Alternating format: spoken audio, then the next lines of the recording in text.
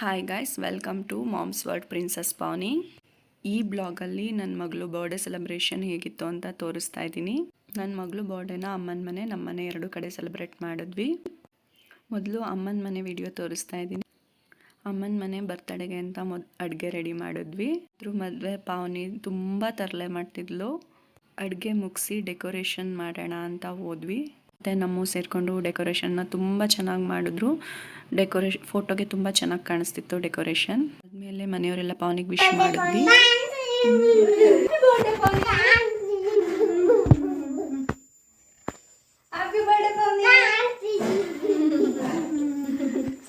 Happy birthday ಮಗಳೇ.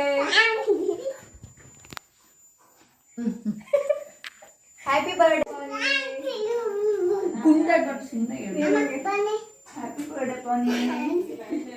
Next celebration start ಆಯಿತು.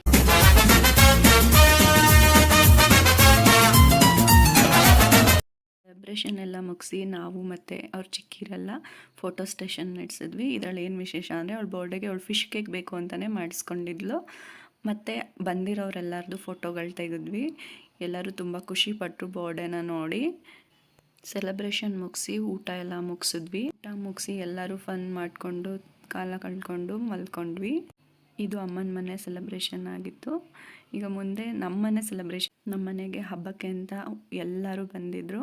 ಹಾಗಾಗಿ ಎಲ್ಲ ಇದ್ವಿ ಅಂತ ಮನೆಗೆ ಚಿಕ್ಕದ ಕೇಕ್ ತಂದು ಕಟ್ ಮಾಡಿ. ನಗುತ್ತಾ ನಗುತ್ತಾ ಬಾಳು ನೀನು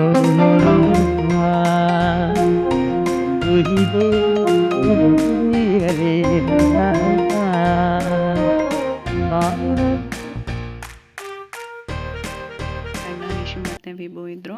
ಅವರನ್ನ ತುಂಬ ಮಿಸ್ ಮಾಡ್ಕೊಂಡ್ವಿ. ಮನೆಯಲ್ಲಿ ಎಲ್ಲ ಇದ್ದಾಗ ಚಿಕ್ಕ ಸೆಲೆಬ್ರೇಷನ್ನು ಕೂಡ ದೊಡ್ಡದಾಗಿ ಅನಿಸುತ್ತೆ. ಈ ಸಲ ಪಾವನಿ ಬರ್ಡೇ ಎರಡೂ ಕಡೆಯೂ ತುಂಬ ಚೆನ್ನಾಗಾಯಿತು. ನನಗಂತೂ ತುಂಬ ಖುಷಿಯಾಯಿತು.